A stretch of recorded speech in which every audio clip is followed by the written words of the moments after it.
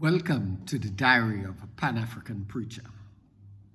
There is a Tanzanian proverb that says, "Do not blame God for creating the tiger. Be thankful he did not give him wings." I am increasingly frustrated by the ongoing criticism of the blending of African culture with the gospel, as if this were a corruption of the faith. The reality is that every culture that the gospel has engaged has experienced some level of assimilation and syncretism. This process is not unique to Africa. Rather, it is part of Christianity's broader history of adapting to different cultural contexts. Early Christianity was inherently syncretic, engaging with and incorporating elements from Jewish, African, Hellenistic, and other cultural traditions. Far from being isolated, Christianity drew from the richness of the ancient world to communicate its message.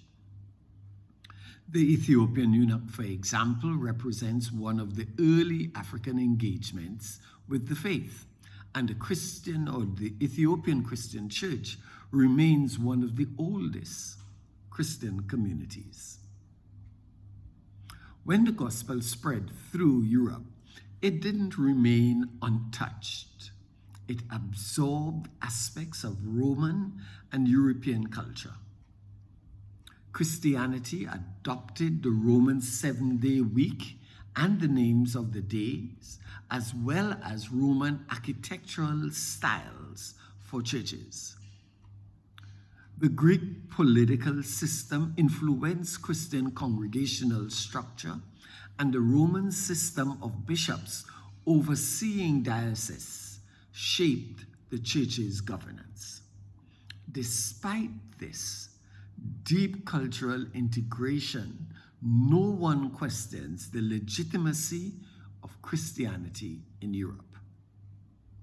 Today, many Western Christians celebrate Christmas and Easter, festivals rooted in European pagan traditions. Yet this centuries-old syncretism is rarely critiqued. One scholar aptly described Europe's relationship with Christianity as follows: Europe's calling card bears the signature of Christianity, influencing social, political, and religious life with broad implications. Yet much of this influence is not easily recognizable as the core message of Jesus Christ. It is therefore both patronizing and disingenuous for Western theologians and missionaries to criticize the African church for engaging with indigenous African cultures. Syncretism is a universal process in the spread of Christianity, and to suggest that African Christianity is less pure than its European counterparts ignores the history of cultural adaptation throughout the Christian tradition. Instead of focusing on perceived cultural corruption, Western theologians should reflect on their complicity in the ongoing legacy of colonialism and imperialism. The dominance of Western Christianity over African believers and the African diaspora represents a form of cultural hegemony that remains largely unchallenged. These critics would do well to examine their history of exploitation and the imposition of foreign theological frameworks rather than accusing African churches of cultural compromise.